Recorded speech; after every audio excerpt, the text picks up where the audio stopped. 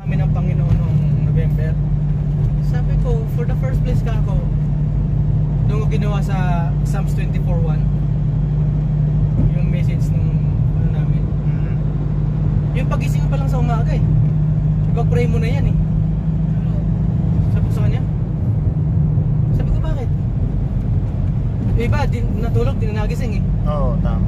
Ikaw may buhay, tapos gagamitin mo lang sa kawalang hiyaan. Ginamit ko yung salitang ganun. Sabi ko, hindi ganun ang purpose ng Panginoon sa'yo. Pastor ka na magsalita ngayon. Ayun sa'yo, pastor. Opo, pastor. Amen. Baka humahampas ka na, Brad.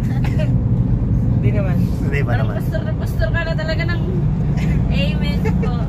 Amen. Ganun yun, sabi sa kanila. Yan. Yung pride natin, lahat, sasagasaan ng Panginoon yan.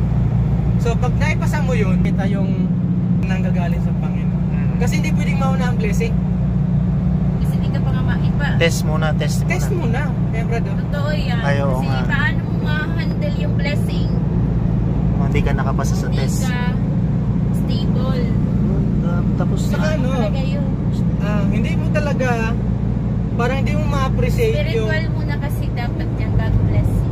hindi mo ma-appreciate yung blessing, yung pagpapala ng Panginoon na binibigay sa'yo hanggat hindi ka spiritually stable.